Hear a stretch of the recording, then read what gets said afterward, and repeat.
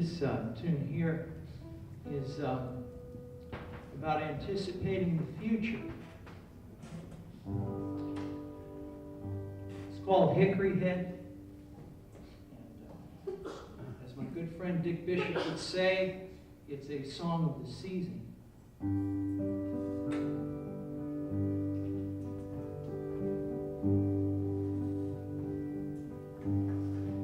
Ain't it hard, Hickory Head? Ain't it cold in that bed? Now with old man winter coming on, no one in that shed, big gray goose grows some down, chestnuts spread on the ground. Nature telling us lies ahead. Won't you hear her hickory head? You have cut down trees to clear the land and let those fields go fallow. And the one you curse with your two hands ain't fit for building gallows. Future may not follow like you planned. Ain't it hard, Hickory Head? Ain't it cold in that bed?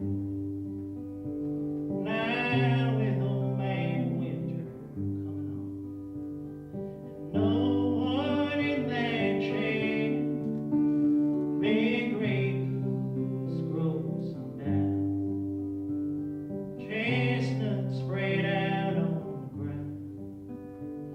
Nature telling us what lies ahead. Won't you hear her hickory head?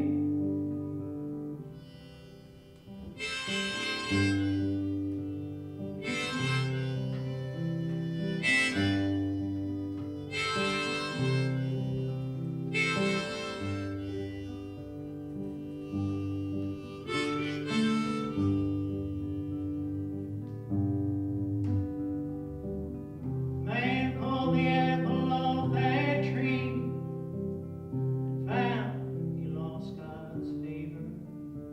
He was cast into this world we see to struggle, sweat, and labor, put here to learn the lesson of that tree. Ain't it hard, Hickory Head? Ain't it cold in that bed?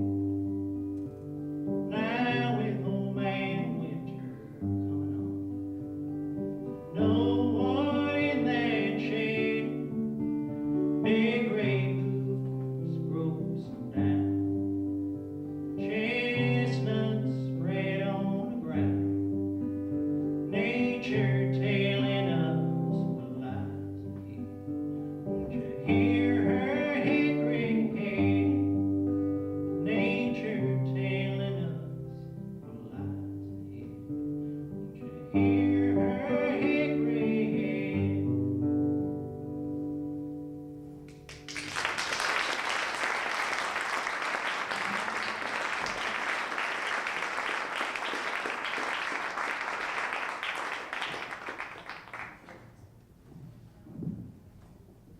Over the past 5 years, I've done radio series on public radio, hometown, and it's a journey of exploration and discovery through the city of Terre Haute, Indiana, in the summer of 1926.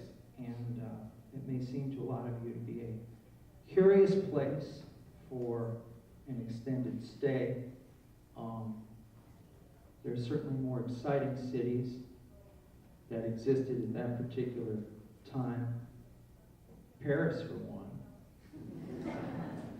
1926, Ernest Hemingway Gertrude Stein and Josephine Baker were in Paris. 178 miles north of Terre Haute in Chicago, in June 23rd, 1926, Louis Armstrong and the Hot Five were recording King of the Zulus and sharing the town with Carl Sandburg and Al Capone. So you might ask, why choose a misbegotten town like Terre Haute, Indiana in the summer of 1926? Well, actually the discoveries that are available in Terre Haute at that particular point in time lie at the very heart of a fundamental cultural icon in America, that of the classic Midwestern hometown. Now, when I say those words, I'm sure a lot of you might have images that flash into your mind. You know, the usual things: conversations on the front porch, washing and on a clothesline in the backyard, kids sledding down a neighborhood hill, Labor Day parades, home milk delivery, the World Series on the radio. All these things existed in Terre Haute in 1926. But Terre Haute's real importance actually has a lot more to do with a promise, a balance actually, between the rural and the urban, between an adherence to tradition and a devotion to progress, between individual self-determination and the formation of community. And that's why probably the Midwestern hometown in popular culture has assumed sort of a status of the best of what we feel about America. Idealized, imaginary, sure. But as with every cultural icon, there's a little grain of truth in there. And like the raindrop that forms a mighty river, that source, that origin, is very easily overlooked. It is the commonplace. It is the everyday. And so, that's why it endures across time. Terre Haute, Indiana, in 1926 was known as the crossroads of America, even though that's been co-opted by the state. It can provide some very, very quiet, fundamental lessons about people's relationship to nature, people's relationship to one another, and most essentially, people's relationship to themselves. It is a world that's completely in the past. There are very few witnesses to it that still survive. But see, that's an advantage for us. Because it is completely in the past, we have already created everything that existed there.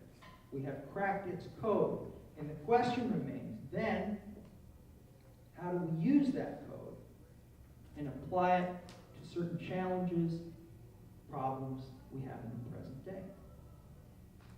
Think of years of biochemical research trying to combat an exponentially growing cancer rate, only to discover that an effective drug, Taxol, in its purest form, exists in the bark of a yew tree. Think of a car trip made weekly to a strip mall to buy food. Takes 15 minutes, slowed by heavy traffic volume, long lights, and a long walk across an acre of parking lot. When a short stroll to a corner grocery store, which this arrangement supposedly replaced in the interest of convenience, would take half the time. Think of modern buildings without windows that open, without windows that catch the southern light, sometimes without windows. Think about this. Oops.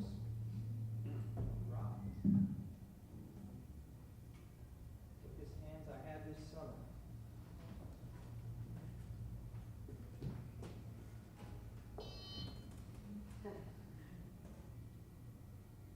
There are studies, many studies, that indicate that using a cell phone may be damaging to your long-term memory. Some studies that say that the repercussions of using these things are even more serious than that. This in face of the cell phone industry, who has a difficult time accepting that using these things while driving an automobile increases the risk of accidents. In the 1920s, people were smoking cigarettes with far less nicotine than exists now, with no idea of the potential dangers. The only promise we've gotten from the cell phone industry is that they will make these things more powerful in the future. These observations deal with the concept of restoration. Restoration basically is reality, approaches, strategies from the past that we can use in the present to provide us with a new perspective on our challenges and our problems. Now, why is the concept of restoration so essential now? Well, there is broad concern that America's definition of progress as primarily technological and material is proving increasingly dysfunctional for individuals and for communities, and ultimately dysfunctional for the planet. There is widespread confusion as to why, with the proliferation of labor-saving and time-saving devices for both individuals and industry in the past 50 years, we feel more stressed, more rushed, and more exhausted than ever. Why? Certain innovations like television, the automobile, and now the PC, once regarded as enhancements for daily life, are slowly becoming necessities to the point where functioning without them is considered a sign of real poverty. Finally, why many of these innovations are only expected to last 2 to 3 years, whereupon, inevitably, it becomes cheaper to throw them away and replace them than repair them. I'm not contending that there are easy answers to these questions and to these problems hiding in Terre Haute, Indiana in the summer of 1926. There has been great progress since then. People in Terre Haute in 1926 dealt with challenges that we thankfully have little experience with. But I'm not asking you to live there. I'm simply asking you to accompany me on a little trip there. You can treat it like a tour of a foreign country that happens to be 65 miles and 75 years away. We'll go in, you look around, and when you come out, you might discover that you have a few souvenirs you hadn't counted on. So, let's get after it. Could someone switch on that little gizmo there? There you go. It'll light right up. I'll take you up for a quick look. Everybody see that pretty well? This is Terre Haute, Indiana, circa 1929, closest I could find. Now, there's a few things that you're going to notice right away. I'm sorry I don't have a comparative photograph of the same square mile in the year 2000. But if I did, you'd notice some significant differences. Mostly what I want to concentrate on initially are the vertical and horizontal differences. The structural density is much greater. And this is a real city. A lot of the buildings are over 2 stories high, some as high as 8, 9 stories.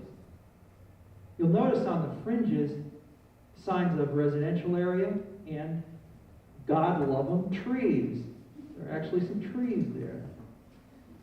But basically, if you put it all together in scale, the residential area, the density, it's obvious that this is a city that was designed for walking. For a number of reasons, but primarily designed for walking out of necessity. Now, what I'm going to talk about tonight very often refers to necessity transiting into opportunity. A lot of the things that existed in Terre Haute in 1926 that are very attractive to us today were built out of necessity. They didn't have any choice. But what it did was create an opportunity for them. And so, the average American adult in 2000 compared to the average American adult in 1925 is 10 pounds heavier. Why? Well, despite low-fat diets and an obsession with exercise, there's a lot less casual physical activity, like walking. So I'll take you down to ground zero. This is the crossroads of America, the intersection between US Route 41, which traveled from Chicago to Miami. That's running from bottom to top on your screen. And US 40, that ran east to west, coast to coast. That would be right or left to right, or right to left, two-way. One of the reasons I love this photograph is because it shows all the various options for transportation getting about in 1925. Not that we don't have most of them now, but they were actually being used then. In the lower right-hand corner, 2 horses. They're still using for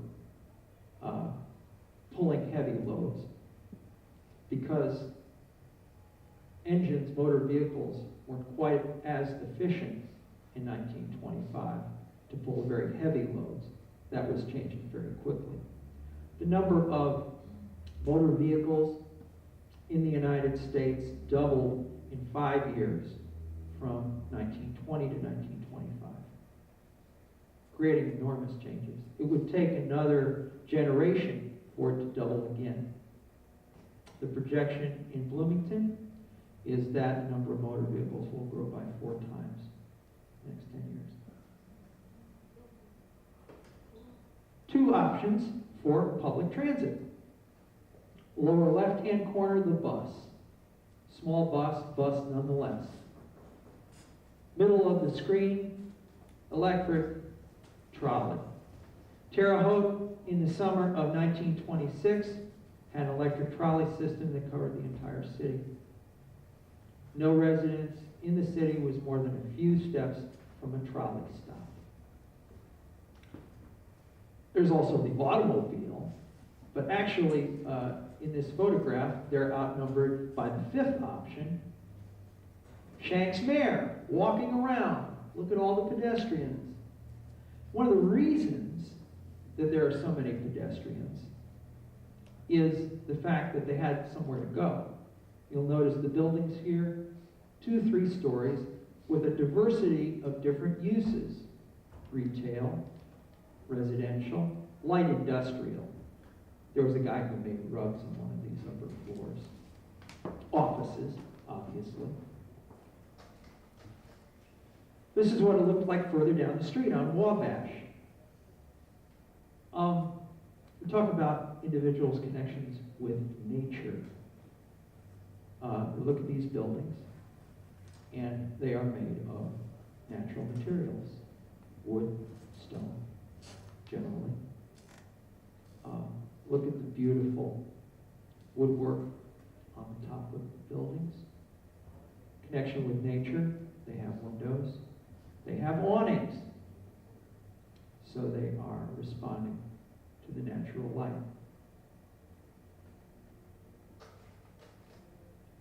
A little further down the street, oh, there we go. Anybody read my article in the Rider magazine recently? Mercury. Yeah, there it is, right up there in that dome. That's Mercury up there. That's the McKees Bank building. This is about 2 blocks away from that main street.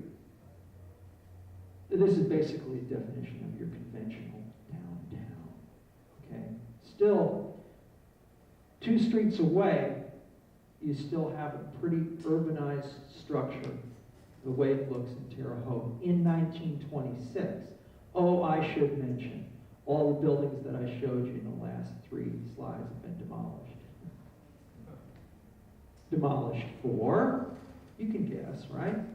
Parking lots, which you would have to have, since only half of American families in 1926 owned automobiles.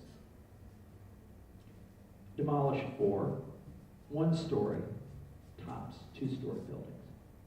Big difference. But it accommodates the automobile.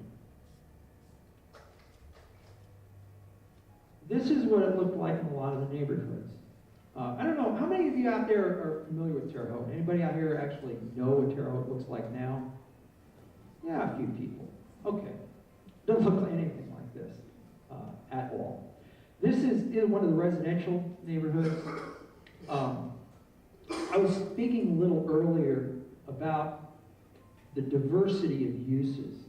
And one of the things that you find in Terre Haute that we are scrambling to try to replace in Bloomington and probably never will completely are classic neighborhoods.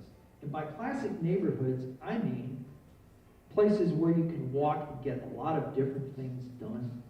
You live in a neighborhood, you go to the corner, grocery store, drugstore, school. All these things exist within walking distance, neighborhood schools, so forth.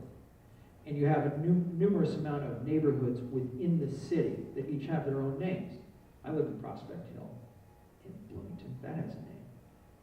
And Elm Heights. There are a few still in Bloomington. Big difference with Terre Haute, see, is that Terre Haute was a full-blown city long before Bloomington was. At the turn of the century, Terre Haute was actually a complete urban environment, and in fact, in 1920, was larger than it is now in terms of population. So think about that for a second.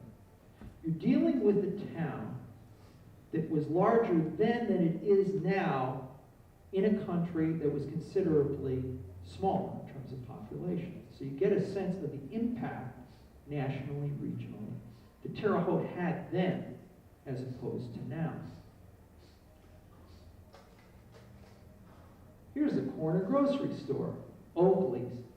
Interesting. Oakley's is what's called a local chain. It was owned by a family from Terre Haute, but they had 40 stores in Terre Haute, which seems like an incredible number, and it is, except when you consider that Terre Haute, Indiana, in the summer of 1926, a city of about 70,000 people, there were 425 groceries. The reason? All about this size. So wherever you lived in a residential area within the city limits, you would be able to access a half dozen grocery stores within walking distance to your house. They also had chains, too. Same size. A&P was one of the few national chains that actually existed in Bloomington.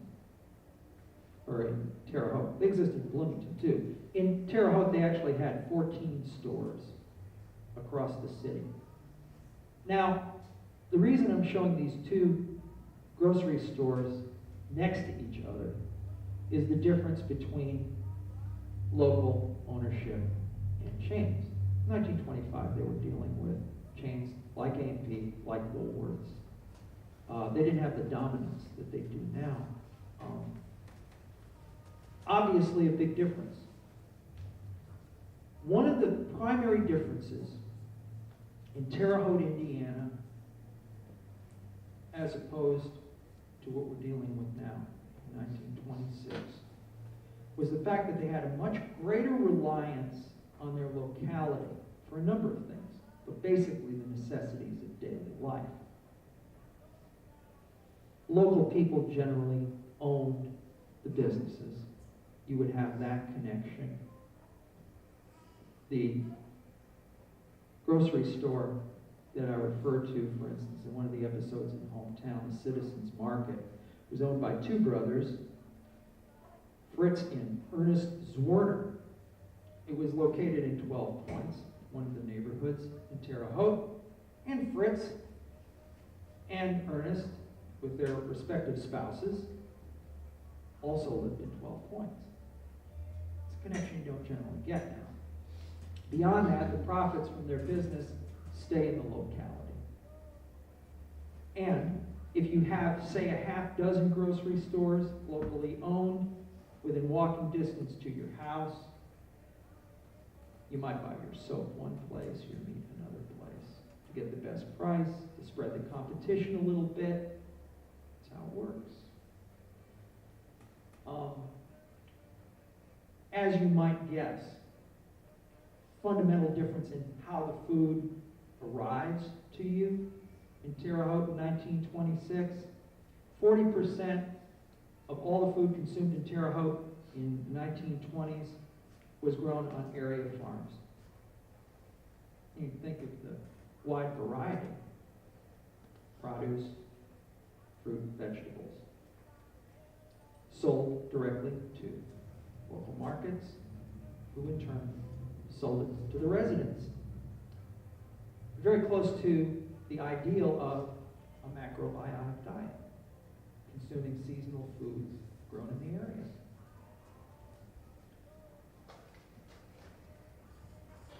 But see, this idea of growing food has greater implication, grain, than just consuming it directly. These are farmers' wagons filled with corn going to commercial solvents. Was an industry in Terre Haute in 1926. They made commercial solvent. And they bought farm produce, corn generally, from the area farms. That's how they got their raw materials to produce their products. The average bite of food today in the United States travels 1,300 miles.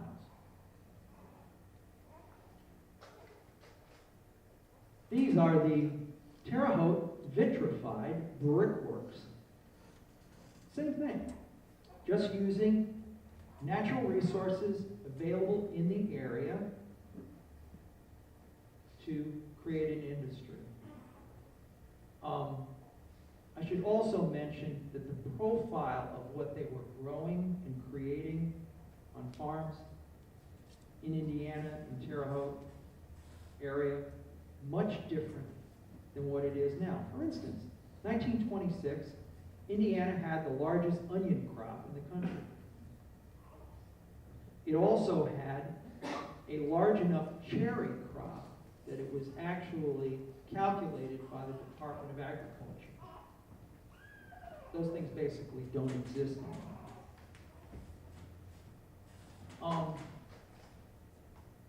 A lot of the food was actually processed.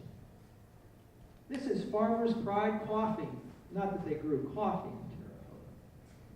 But Farmer's Pride was a brand from the Holman Company, which was based in Terre Haute. They sold all manner of canned fruits, vegetables, many items that were used by small independent groceries around the region. And so you had that connection as well. You could sell eggs directly to a corner grocery. You could sell some of your produce, corn, to industries that would make it into various products, or sometimes sell foodstuffs to a place like Holman, who would then produce canned goods that would be shipped elsewhere. Again, that integration, that reliance on the locality. There was a reliance on the locality and on nature for a lot more. Here's a picture of an excursion boat. This is a curious little conceit. It's an excursion boat on the Wabash River, which, for those of you who know Terre Haute at all, seems like an incredible concept. But in 1926, this was a fun way to spend some time. Not that I've ever done it, but I've heard from people who have. And so I'll set the stage for you. It would be a night maybe like this one, huh? And this is the Reliance. These folks are on their way to a picnic, which would be upriver from Terre Haute, a place called Montezuma. That was a famous picnic ground. But even if it wasn't a picnic and you're just going for a float, go upriver, they'd have colored lights strung on the boat and a small orchestra or band play for you as you float back down. How do you think about it, huh? Floating down the Wabash River, nice summer night, listening to the band, watching the sunset on the Wabash. I think it's a good way to spend some time. That's how people did spend their time. Again, the concept of necessity versus opportunity. Not like they had television, right? In fact, passive forms of entertainment generally were in pretty short supply. The summer of 1926, they didn't even have talking pictures yet, or silent films, and of course phonograph records. But generally, if you can entertain yourself, you're going to do it yourself. And so people did, out of necessity. But see, what that does is create opportunity.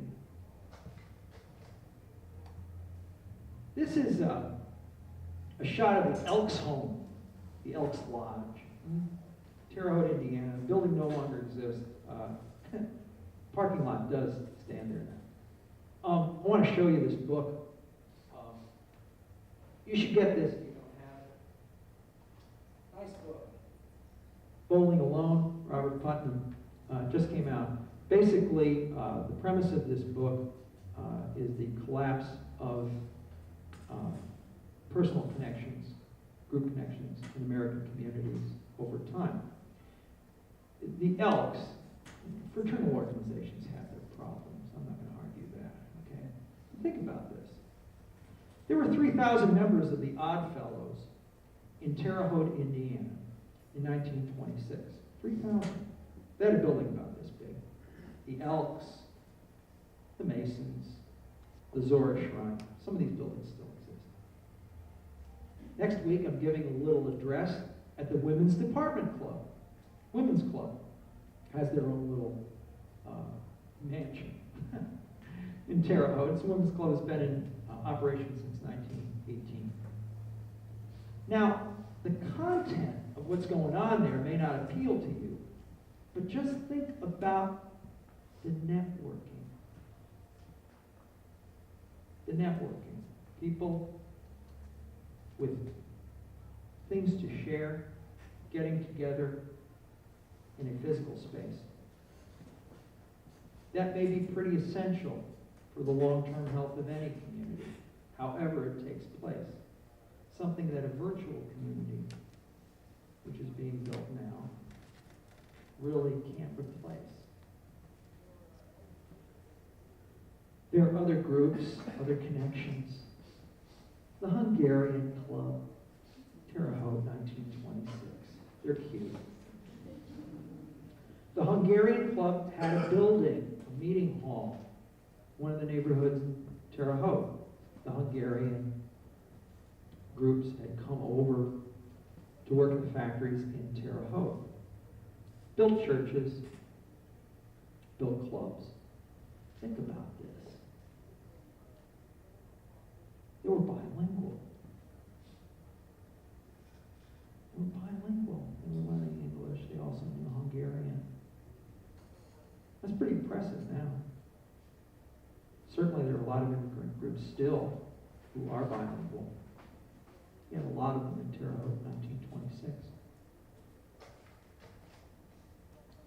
Romanian church. Now, that would be impossible now, wouldn't it? You might find a Romanian church in a place like Chicago. Possibly. But a city Terre Haute size? Wouldn't happen. And that's not all. In Terre Haute, in 1926, there were 2 Jewish synagogues, Orthodox and Reformed. Every Catholic parish in Terre Haute had an elementary school attached to it in 1926. There were 2 Catholic high schools. This year, they've just reintroduced Catholic high school education to Terre Haute. Now, we're not going to get in a little dialogue here about the positives and negatives of parochial education. I'm a 12-year man from parochial education. I did my time. And I have the tattoos to prove it.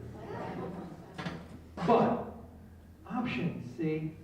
Options in a city of this size. However you feel about it, personally, having more educational options for children is a positive thing, I think.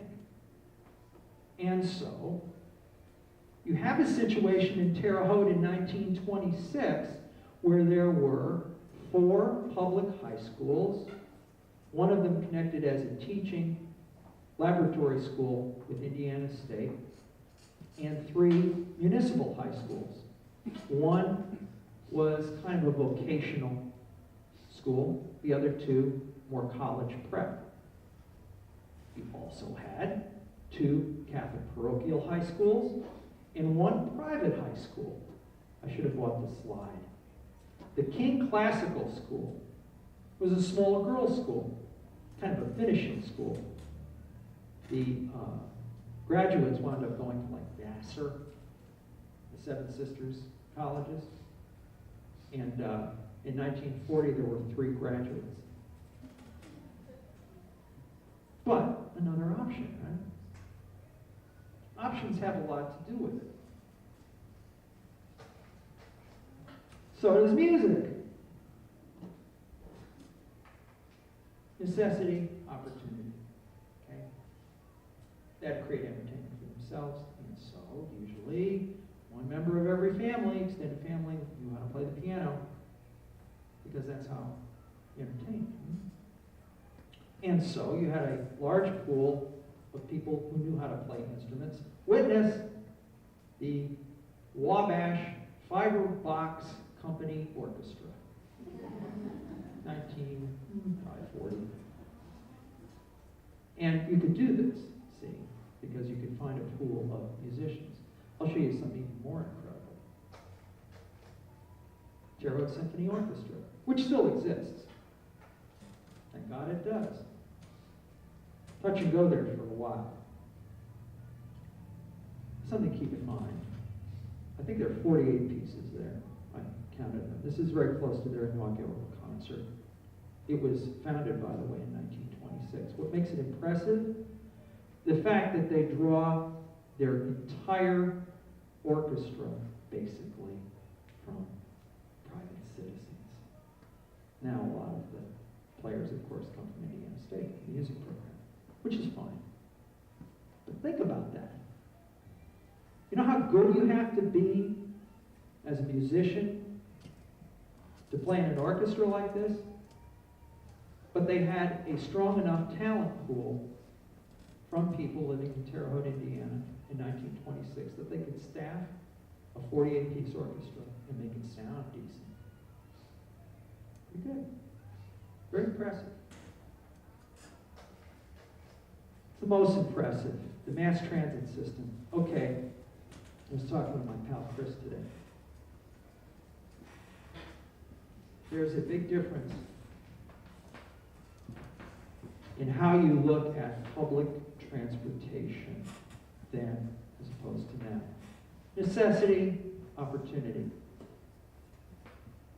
Necessity, half people don't own cars, they have to get around, and so you create public transit to service them.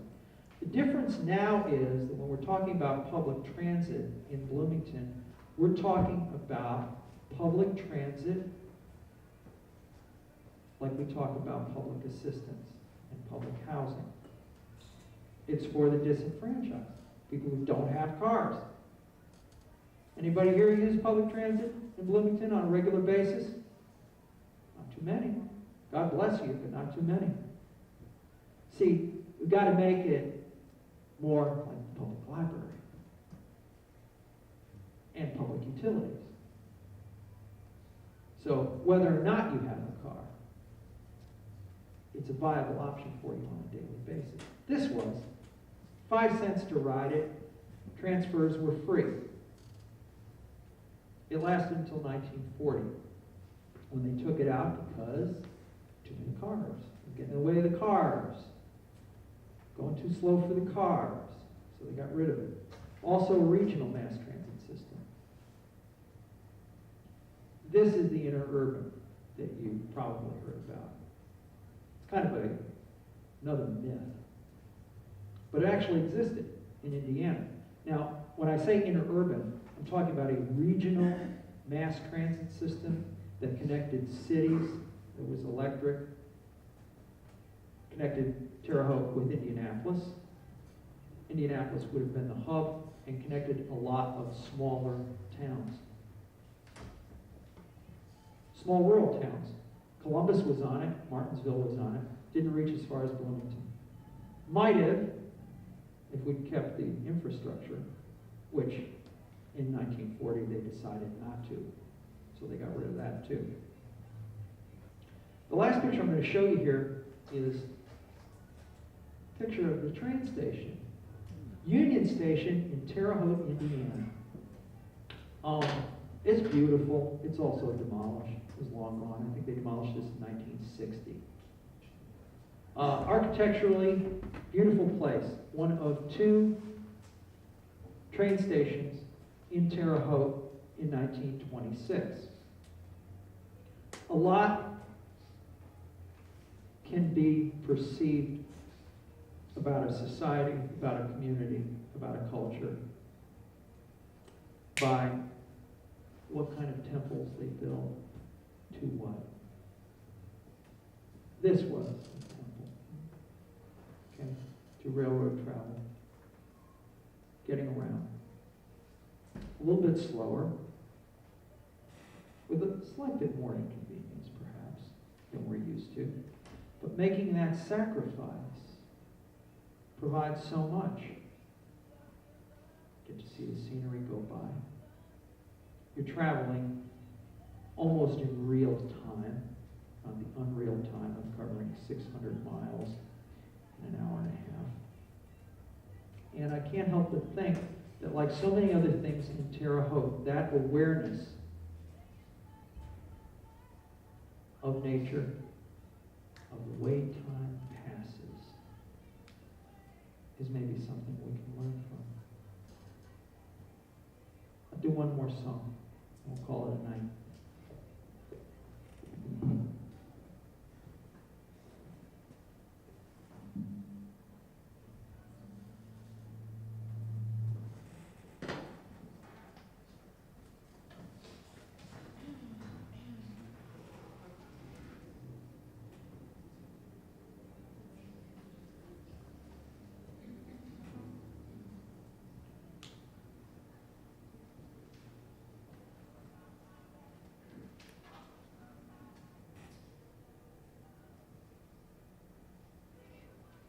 This is a tune that's from the record, and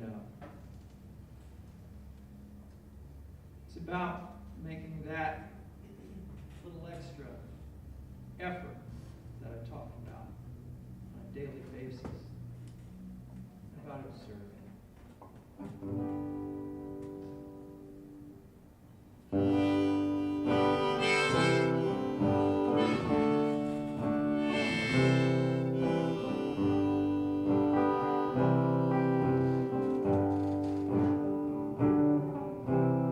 Every day I start off slow with my hands on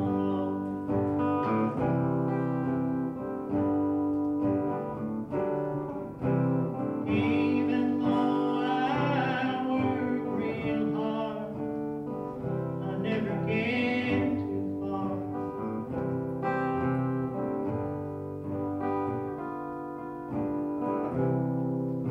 And all that trace I leave on this earth are places where my tracks might sink. Oh Lord, let me fly so high on my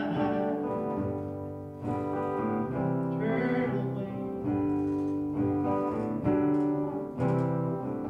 Seems that every life I see moves much faster than me.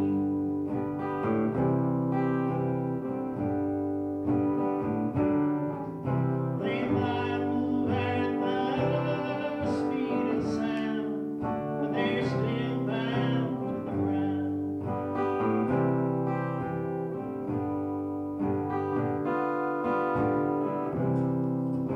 On an exile to this barren island, I dream of seeing everything.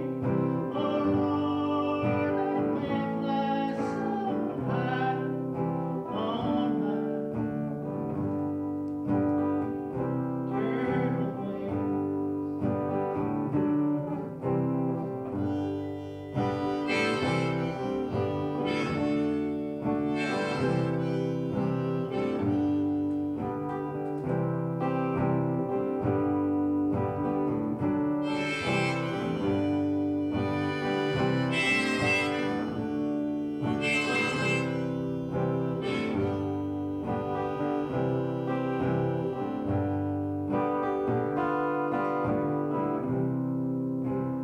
Lift my eyes into the skies and pray for what tomorrow will bring.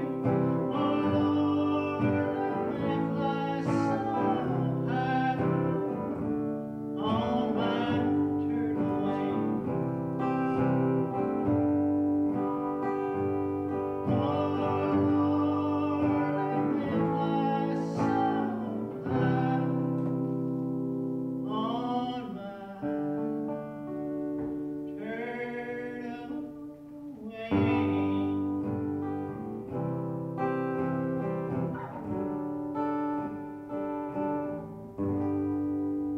Thanks a lot.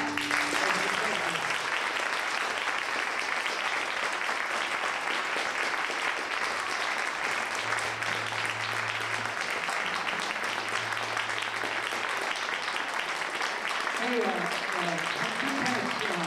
guys asked me if I'd take some questions. I guess that's part of the deal they're coming from.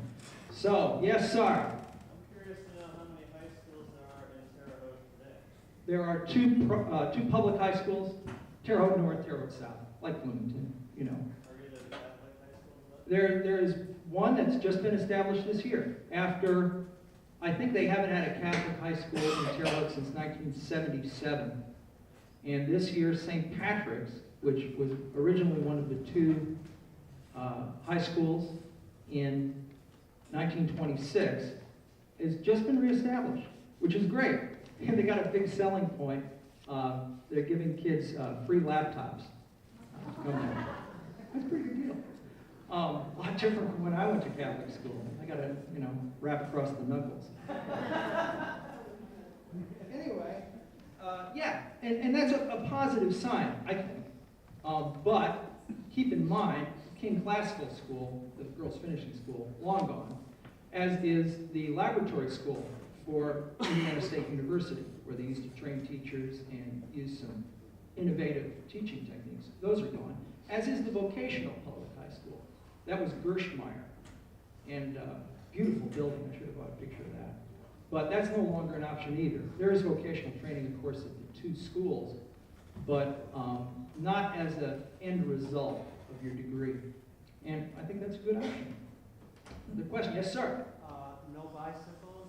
Bicycles just weren't evolved enough? Oh, yes, they were. And I'm sorry, my mistake. I should have bought one. Not a bicycle, but a slide of what was available in terms of bicycles. Oh, yeah. Actually, there were numerous bicycle shops. We're blessed in Bloomington. We have a number of bicycle shops here, borrowing off the student trade, by and large.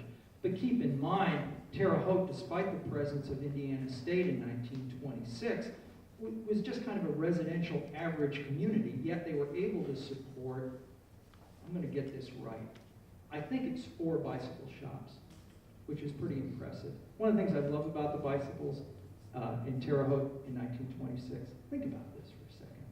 There was a brand of bicycle in Terre Haute in 1926 called the Wabash. Isn't that great? Wabash bicycle. Be great. Yes, Chris?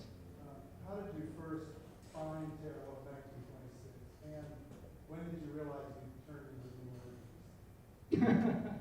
Well, my degree from school is actually in urban studies. And when I was a kid, I just had a tremendous fascination with towns and cities. Terre Haute's a lot like where I grew up in Albany, New York, which is a city that, very much like Terre Haute, went through a decline, a slide, a slow gradual slide after World War II. The downtown died and a lot of local businesses went out and so forth. And as a kid, I got to get to see this happen. And how I found Terre Haute was actually in a book.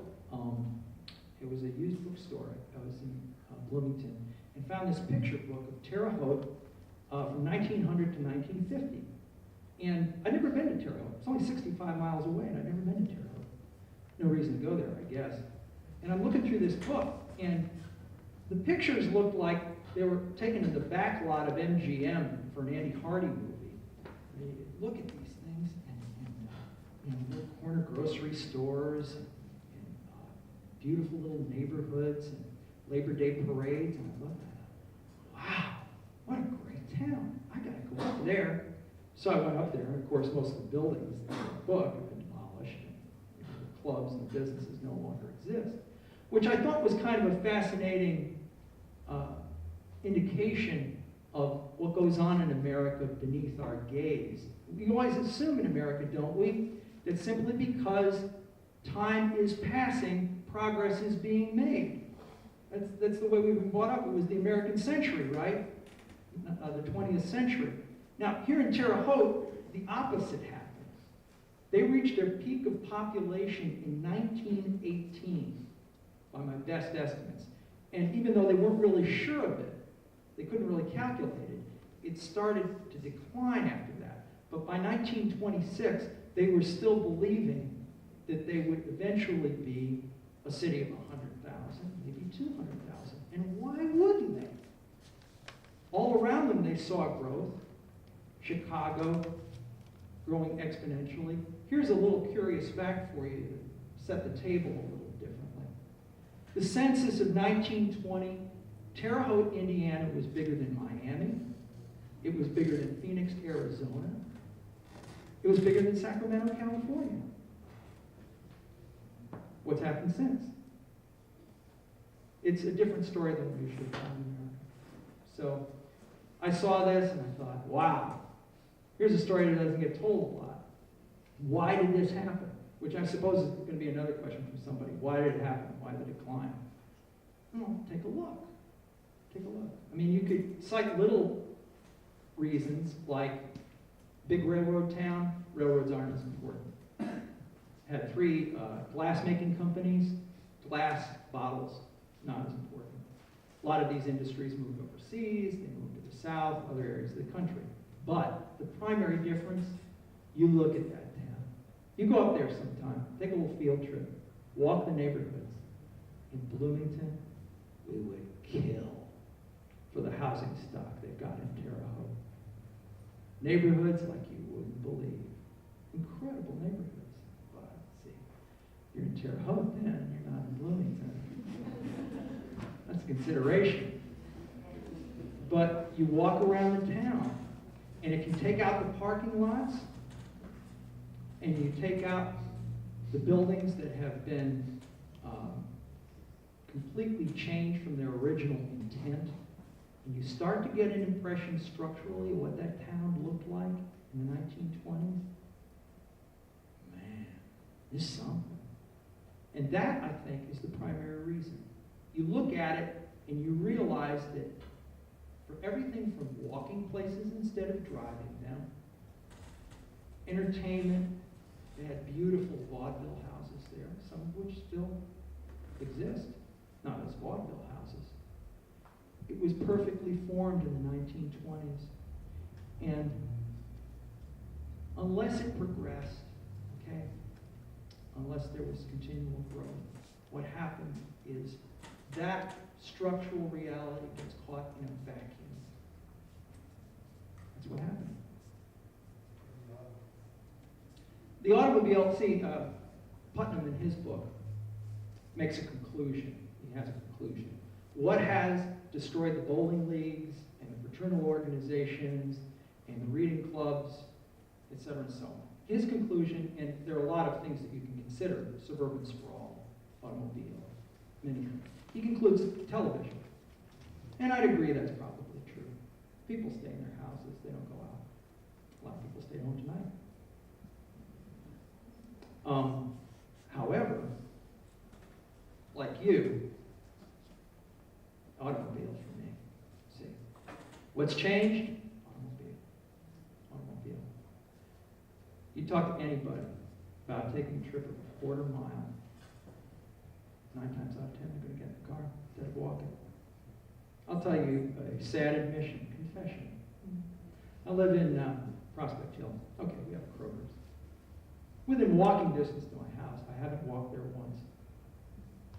Driven there, I'm ashamed to say. Why? Because it doesn't attract you to walk to it. It's kind of treacherous crossing 2nd Street. You have to cross a big parking lot. It's a drag.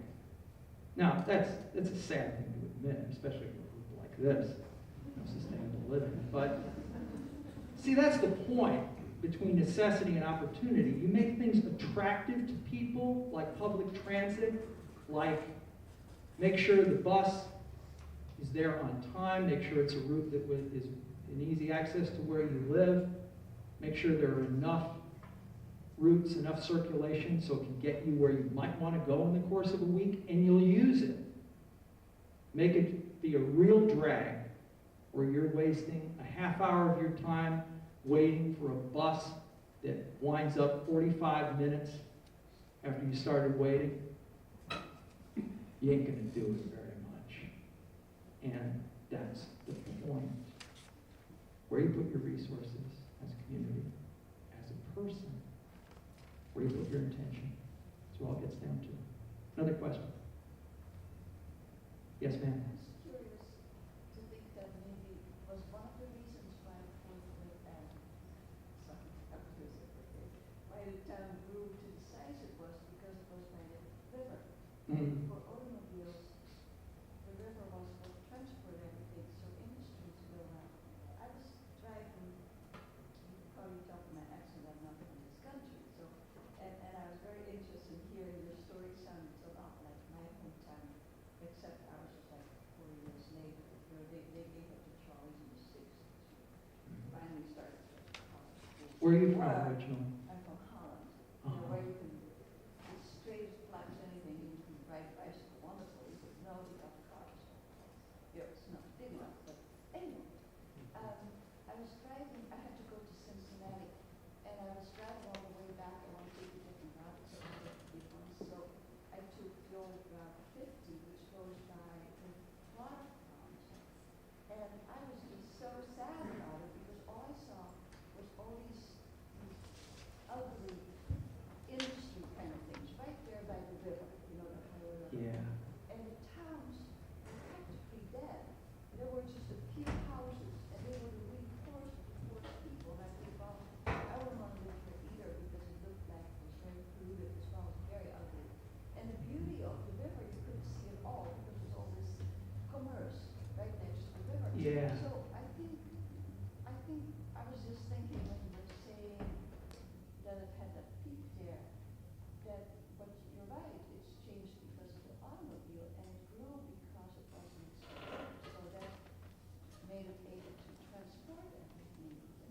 Yeah, and you know something else, there's something I don't spend enough time on.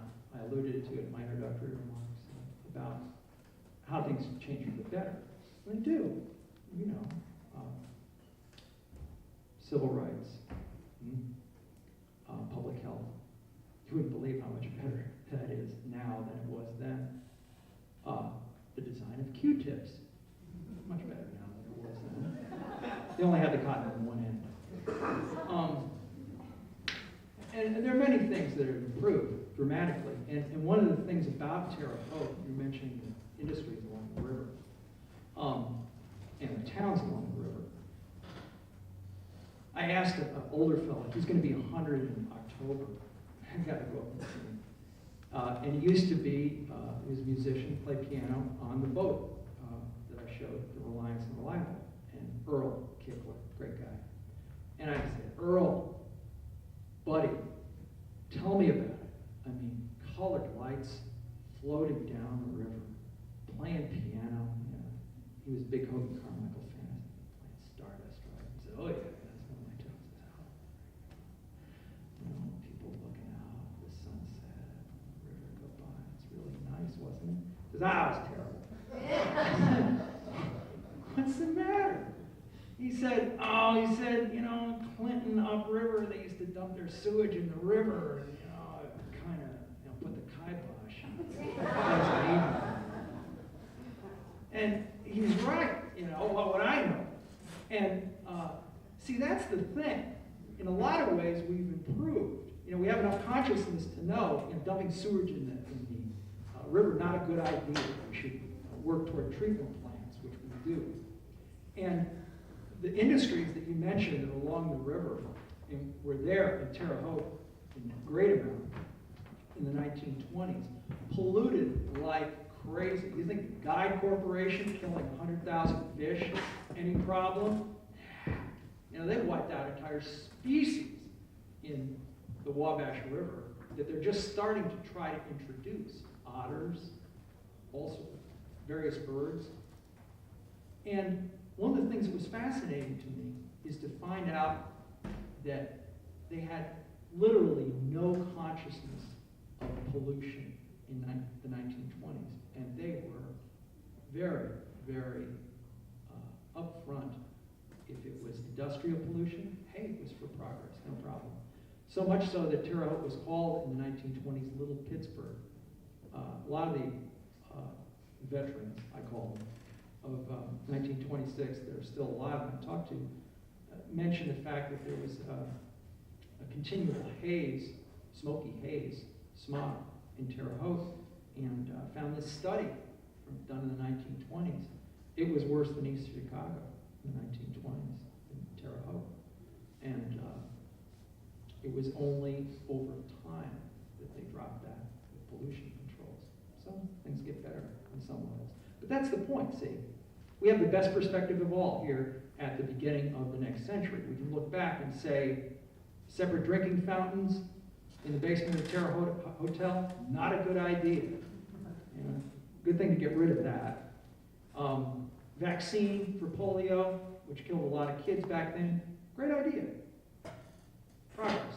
Getting rid of an electric mass transit system, bad idea.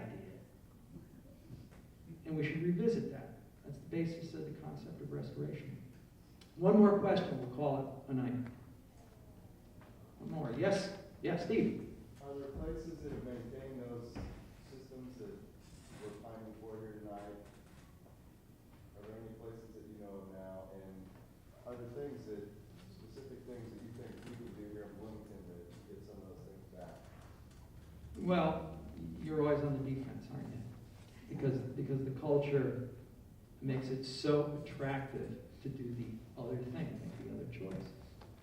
I mean, for me, I don't know how it is for you, but it's scary. It gets really to a point where they're, in terms of marketing, consumer culture is just completely taken over to the extent that they're getting very sophisticated about it. Now, you all buy things, right?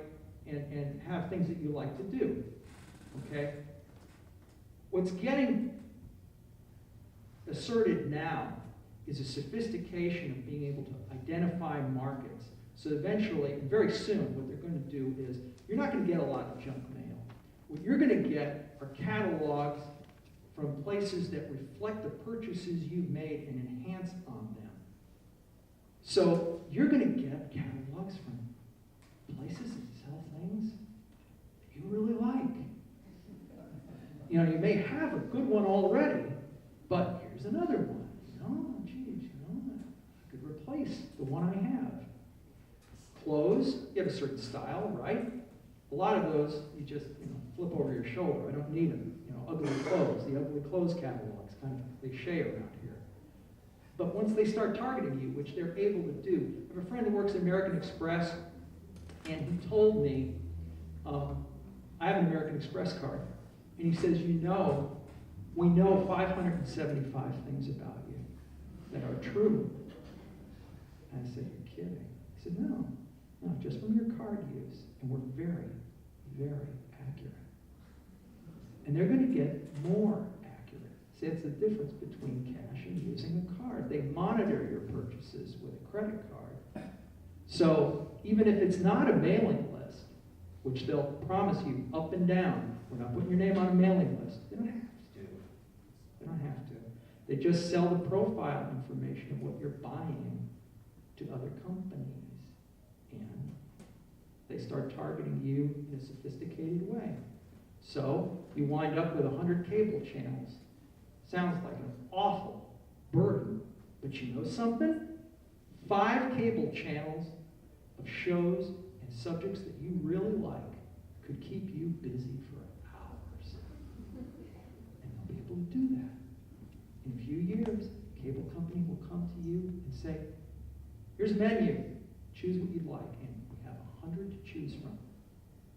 And I was stuck in a motel room in Salem, Ohio, playing a date too far away from home.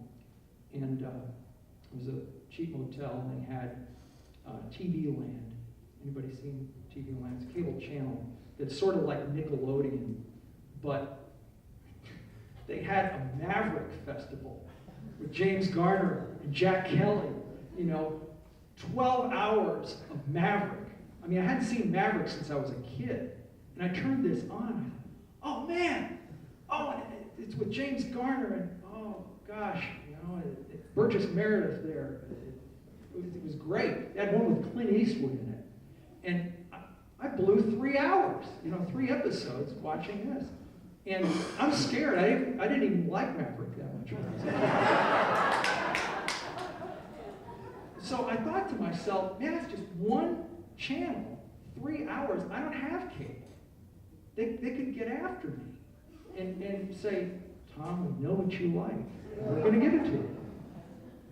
And see, in answer to your question, Steve, popular culture and consumer interests are so pervasive now, so easy to access, and so targeted.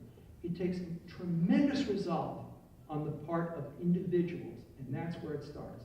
You can't expect communities to do it unless individuals start talking to each other, like we're doing this weekend, and start defining agendas. That's where the difference is. If you're waking up 5 minutes early, or if you're working 10% harder than the other side, it's not going to make a difference immediately. Eventually, tide will turn. Thanks a lot for listening.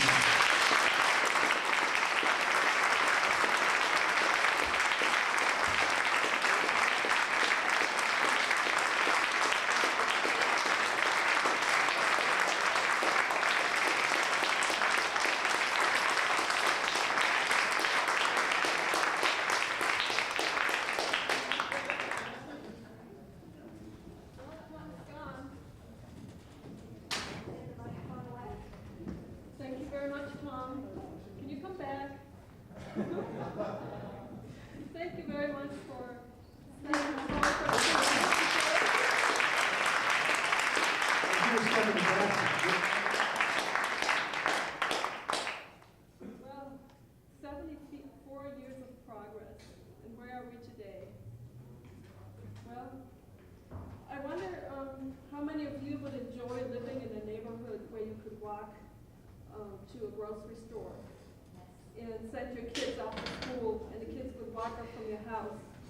and be in their neighborhood school within 5 minutes.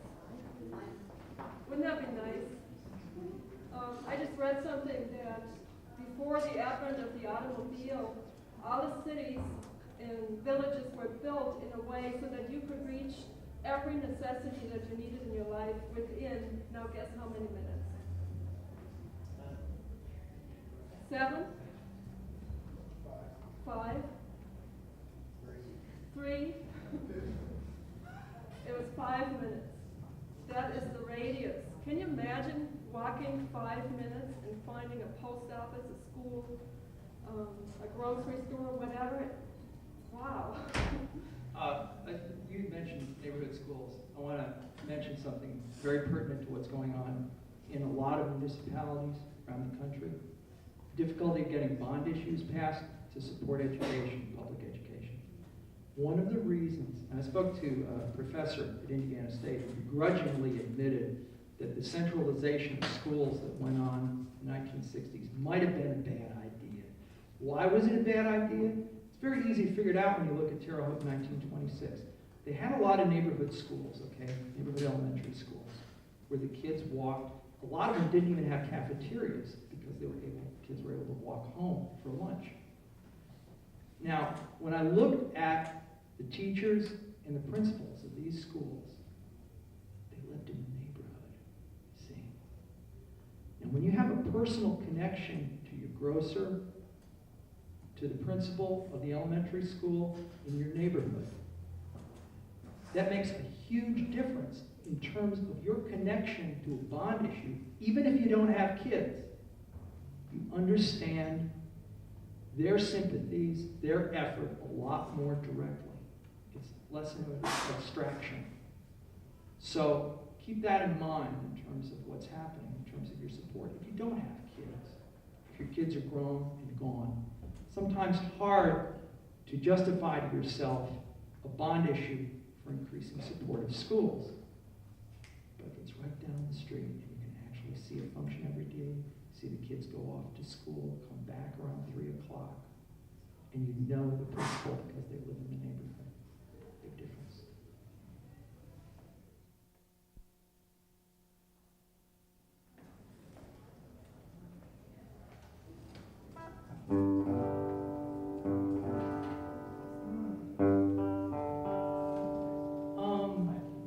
All right, this one, this is about living in a neighborhood and noticing changes in the natural world around it, interface between development and the natural world. It's based on an actual encounter I had with a possum one night at about 3:30. I was walking in town and North College Street, right across from the courthouse. 3:30 in the morning, I saw a possum cross the street. It's downtown, and there's a possum crossing the street. What a great city this is.